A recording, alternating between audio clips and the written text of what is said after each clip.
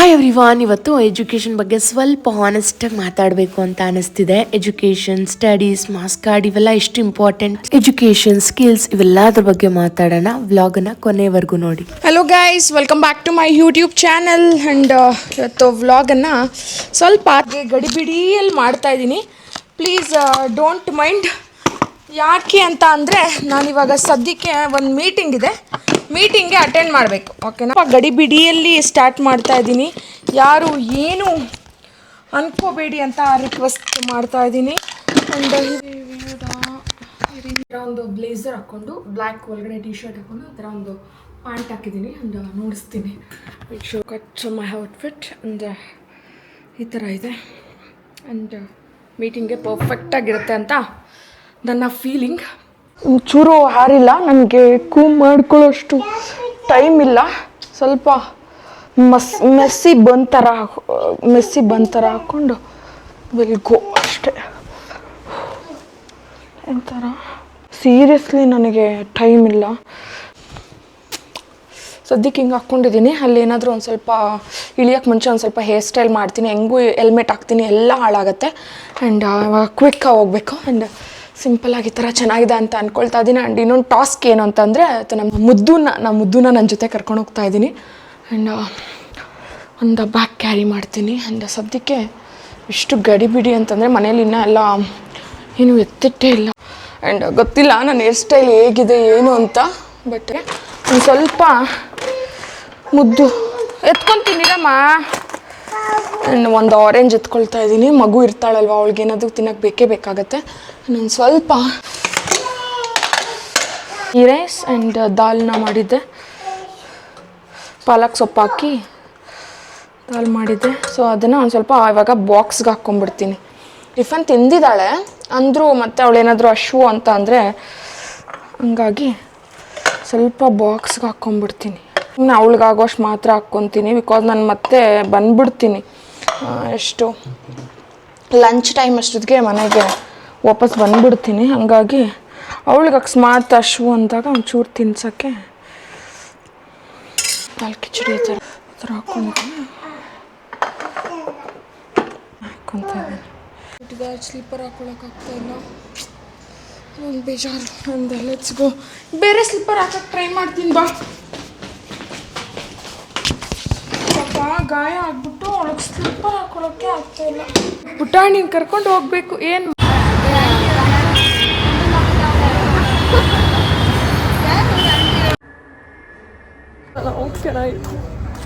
ಮುಗಿಸಿ ಹೋಗುತ್ತದ್ದೇನೆ. Let's go.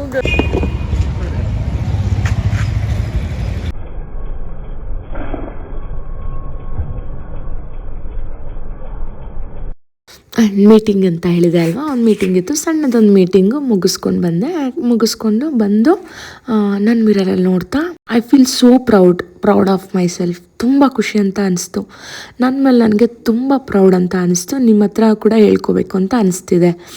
So ಆ ಖುಷಿಯಲ್ಲೇ ನನ್ನ ಮಿರರಲ್ಲಿ ನೋಡಿಕೊಂಡಾಗ ಒಂಥರ ನನಗೆ ಖುಷಿ ಅಂತ ಅನ್ನಿಸ್ತು. ಸೊ ಕೆಲವೊಂದು ಫೋಟೋಸ್, ವೀಡಿಯೋಸ್ ಎಲ್ಲ ತಗೊಂಡು ಮತ್ತೆ ಒಂದು ಸ್ವಲ್ಪ ಚಿಕ್ಕ ಪುಟ್ಟ ಕೆಲಸ ಇತ್ತು. ಚಾರುನೆಲ್ಲ ಕರ್ಕೊಂಡು ಬಂದು ಸ್ಕೂಲಿಂದ ಪಿಕ್ ಮಾಡಿ ಒಂದು ಸ್ವಲ್ಪ ಊಟ ಎಲ್ಲ ಮಾಡಿಸಿ ಮಲಗಿಸಿ ನನಗೂ ಒಂದು ಸ್ವಲ್ಪ ಕೆಲಸ ಇತ್ತು. ಅಂದರೆ ಕೆಲವೊಂದೆಲ್ಲ ನೋಟ್ ಮಾಡ್ಕೊಳ್ಳೋದಿತ್ತು, ವರ್ಕ್ ಇತ್ತು, ಮಾಡ್ಕೊಳ್ಳೋಣ ಅಂದ್ಬಿಟ್ಟು ಮೇಲೋದೆ. ಕೆಳಗಡೆ ನನ್ನ ತಮ್ಮ ಅಂದ್ರೆಲ್ಲ ಇದ್ದರು, ಅವರು ಒಂದು ಸ್ವಲ್ಪ ಗಲಾಟೆ ಮಾಡ್ತಿದ್ರು. ಮಕ್ಕಳು ಸುಮ್ಮನೆ ಇದ್ದರೆ ಮತ್ತೆ ನನಗೆ ಕೆಲಸ ಮಾಡೋಕ್ಕೆ ಬಿಡಲ್ಲ ಅಂದ್ಬಿಟ್ಟು ಮೇಲೋದೆ ವರ್ಕ್ ಮಾಡ್ಕೊಳ್ಳೋಣ ಅಂತ. ಆ್ಯಂಡ್ ದೆನ್ ಅವತ್ತಿನ ವರ್ಕ್ ಎಲ್ಲ ಮಾಡಿಕೊಂಡೆ ಬಿಡಿ. ಬಟ್ ಇವತ್ತು ಒಂದು ತುಂಬ ಇಂಪಾರ್ಟೆಂಟ್ ವಿಷಯ ಮಾತಾಡಬೇಕು ಅಂತ ಅನಿಸ್ತಿದೆ. ಏನು ಅಂತಂದರೆ ಎಜುಕೇಷನ್ ಬಗ್ಗೆ ಫಸ್ಟ್ ಕ್ಲಿಯರ್ ಮಾಡಿಬಿಡ್ತೀನಿ. ಎಜುಕೇಷನ್ ವೇಸ್ಟ್ ಅಂತ ನಾನು ಹೇಳೋದೇ ಇಲ್ಲ. ಖಂಡಿತವಾಗ್ಲೂ ಎಜುಕೇಷನ್ ತುಂಬಾ ಇಂಪಾರ್ಟೆಂಟ್. ಬಟ್ ಎಜುಕೇಷನ್ ಇಲ್ಲ ಅಂದರೆ ಲೈಫೇ ಇಲ್ಲ ಅಂತ ಅಲ್ಲ. ನಮ್ಮ ಸೊಸೈಟಿಯಲ್ಲಿ ಮಾರ್ಕ್ಸ್ ಕಾರ್ಡ್ಗೆ ತುಂಬ ಬೆಲೆ ಕೊಡ್ತಾರೆ. I respect that. ಫೈಲ್ ಆದರೆ ರೆಸ್ಪೆಕ್ಟ್ ಇರಲ್ಲ. ಸೊ ಅದೇ ಥರ ನಾನು ಸ್ಕೂಲ್ ಟೈಮಲ್ಲಿದ್ದಾಗ ತುಂಬಾ ಪೂರ್ ಸ್ಟೂಡೆಂಟ್. ಯಾವ ಲೆವೆಲ್ಗೆ ಅಂದರೆ ಬಿಡಿ 10th ಅದು ಹೆಂಗೆಂಗೋ ಪಾಸ್ ಆಗಿಬಿಟ್ಟೆ. ಇನ್ನು PU ಅಂತ ಅಂದರೆ ಬಿಡಿ ನಾನು very very very poor student. ಹೇಳ್ಕೊಳ್ಳೋದೇ ಬೇಡ. ಈ ಜಗತ್ತಲ್ಲೇ ನನ್ನಷ್ಟು ಪೂರ್ ಸ್ಟೂಡೆಂಟ್ ಯಾರು ಇಲ್ಲ ಅಂತ ಅಂದರೆ ಅದನ್ನು ನಾನು ಅಗ್ರಿ ಮಾಡಿಬಿಡ್ತೀನಿ. ಅಷ್ಟೊಂದು ಪೂರ್ ಸ್ಟೂಡೆಂಟು. ಸೊ ಆವಾಗ ಸ್ಕೂಲಲ್ಲಿ ಕಾಲೇಜಸಲ್ಲಿ ಎಲ್ಲ ನಾನು ಸಖತ್ತು ಅವಮಾನಗಳು ಫೇಸ್ ಮಾಡಿದ್ದೀನಿ. ಈ ಸ್ಟಡೀಸ್ ಅಂತ ಬಂದರೆ ತುಂಬ ತುಂಬ ತುಂಬ ಅವಮಾನಗಳು, ಗಿಲ್ಟು. ಅಂದರೆ ಇವಾಗ ಸ್ಕೂಲಲ್ಲಿ ನಮಗೆ ಫ್ಯಾಕಲ್ಟೀಸ್ ಎಲ್ಲ ಓದೋರನ್ನ ಹೆಂಗೆ ನೋಡ್ತಾರೆ, ಪೂರ್ ಸ್ಟೂಡೆಂಟ್ಸನ್ನ ಹೆಂಗೆ ನೋಡ್ತಾರೆ ಅನ್ನೋದು ನಿಮಗೆ ಗೊತ್ತಿರುತ್ತೆ. ಪೂರ್ ಸ್ಟೂಡೆಂಟ್ ಆಗಿರೋದು ತುಂಬಾ ಒಂದು ಸ್ವಲ್ಪ ಡಿಸ್ರೆಸ್ಪೆಕ್ಟ್ಫುಲ್, ಓಕೆನಾ, ದಟ್ಸ್ ಓಕೆ, ಅದು ಕಾಮನ್ ಬಿಡಿ. ನಂಗೆ ಆ ಟೈಮಲ್ಲಿ ಏನಂತ ಅನಿಸ್ತಿತ್ತು ಅಂದರೆ ಬುಕ್ ಓದೋದು ಅಂದರೆ ತುಂಬ ಇಂಪಾರ್ಟೆಂಟ್, ಓದಿದ್ರೆ ಮಾತ್ರನೇ ವ್ಯಾಲ್ಯೂ, ಅದೇ ಥರ ಇದ್ದಿದ್ದು ಅವಾಗ. ಲೈಫ್ ಅನ್ನೋದು ಲೈಫ್ ಅರ್ಥ ಮಾಡ್ಕೊಳ್ಳೋಕ್ಕೆ ಆಗ್ತಿರಲಿಲ್ಲ. ಓದಬೇಕು, ಡಿಗ್ರಿ ಆಗಬೇಕು ಅನ್ನೋದೇ ತುಂಬ ಇತ್ತು. ಬಟ್ ಇವಾಗ ನನಗೇನು ಅನಿಸುತ್ತೆ ಗೊತ್ತಾ, ಓದಬೇಕು ಖಂಡಿತ, ಡಿಗ್ರಿ ಇರಬೇಕು ಖಂಡಿತ, ಬಟ್ ಅದನ್ನು ಸ್ಕಿಲ್ಸ್ ಆಗಿ ಕನ್ವರ್ಟ್ ಮಾಡ್ಕೋಬೇಕು ಅನ್ನೋದು ತುಂಬ ಇಂಪಾರ್ಟೆಂಟ್ ಅಂತ ಅನ್ನಿಸ್ತು. ತುಂಬ ಜನ ಇವಾಗ ಓದಿರ್ತಾರೆ, ಬಟ್ ಅವರ ಸ್ಕಿಲ್ಸನ್ನ ಡೆವಲಪ್ ಮಾಡ್ಕೊಂಡಿರಲ್ಲ, ಅವರು ಹೆಂಗೆ ಅದನ್ನು ಯುಟಿಲೈಸ್ ಮಾಡಬೇಕು ಅಂತ ಗೊತ್ತಿರಲ್ಲ. ಸೊ ಜಸ್ಟ್ ಟೆಕ್ಸ್ಟ್ ಬುಕ್ಕನ್ನ ರೀಡ್ ಮಾಡೋದು, ಎಕ್ಸಾಮ್ ಪಾಸ್ ಮಾಡೋದು ಅಂದರೆ ವೇಸ್ಟ್. ಆದರೆ ಮಾರ್ಕೆಟ್ಗೆ ಹೋಗಿ ವ್ಯಾಲ್ಯೂ ಕ್ರಿಯೇಟ್ ಮಾಡಬೇಕು ಅನ್ನೋದು, ಕಮ್ಯುನಿಕೇಟ್ ಮಾಡಬೇಕು, ಕಾನ್ಫಿಡೆನ್ಸ್ ಬೇಕು, ಪ್ರಾಕ್ಟಿಕಲ್ ನಾಲೆಜ್ ಇರಬೇಕು ಅನ್ನೋದು ಇವಾಗ ಎಲ್ಲ ಅರ್ಥ ಆಗ್ತಿದೆ. ಸೊ ಅದನ್ನೆಲ್ಲ ಎಜುಕೇಷನ್ ಇದ್ದು ಯೂಸ್ ಮಾಡಿಕೊಂಡ್ರೆ ಓಕೆ, ಬಟ್ ಅದೇನೂ ಇಲ್ಲ ಅಂದರು, ಅಂದರೆ ಎಜುಕೇಷನ್ ಇಲ್ಲ ಅಂದರೂ ಇವೆಲ್ಲ ಇದ್ದರೆ ಲೈಫನ್ನು ಚೆನ್ನಾಗಿ ಲೀಡ್ ಮಾಡ್ಬೋದು. ನಾನೇನು ಹೇಳ್ತೀನಿ ಅಂತಂದರೆ, ಯಾರು ಇಂಜಿನಿಯರಿಂಗ್, ಡಾಕ್ಟರ್ ಎಲ್ಲ ಮಾಡಿ ಅದನ್ನು ಕ್ಲೀನಾಗೆ ಸ್ಕಿಲ್ಸಾಗೆ ಯುಟಿಲೈಸ್ ಮಾಡ್ಕೊಂಡಿಲ್ಲ ಅಂತಂದರೆ ಅದು ಪೇಪರಾಗೆ ಉಳಿಯುತ್ತೆ ಅಲ್ವಾ.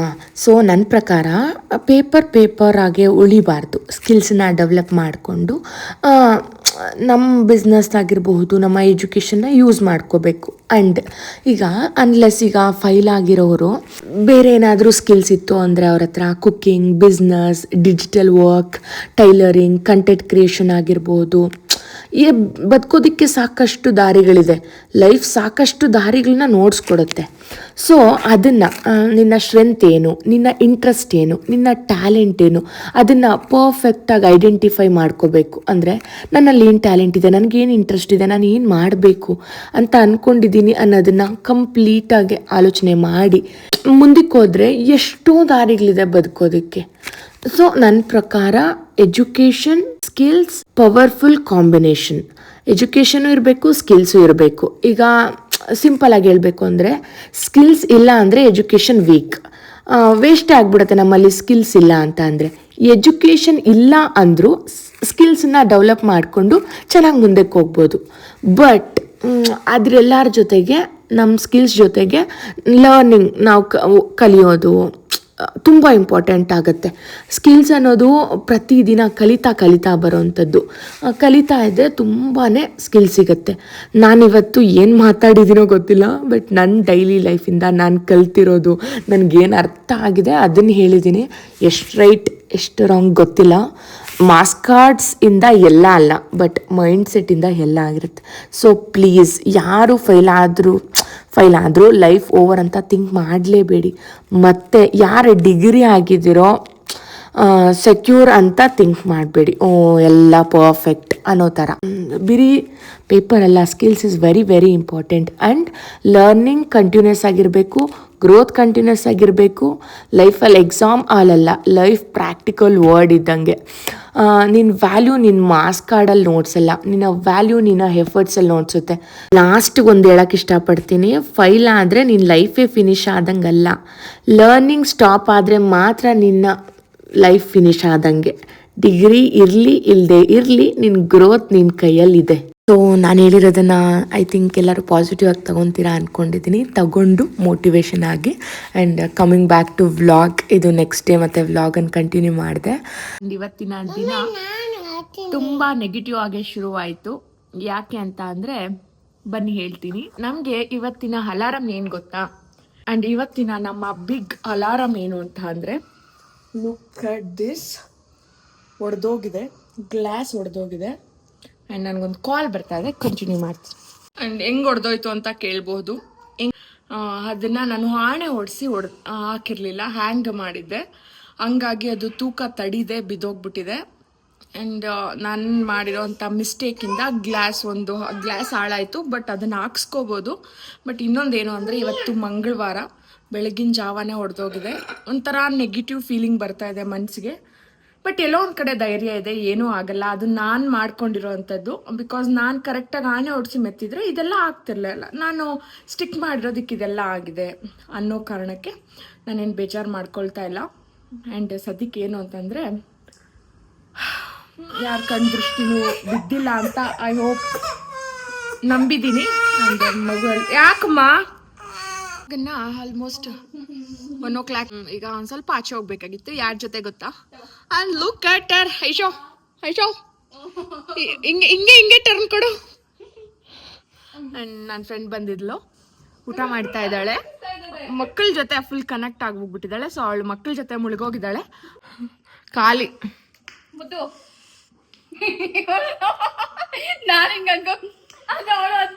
ಉಪ್ಪಿನಕಾಯಿ.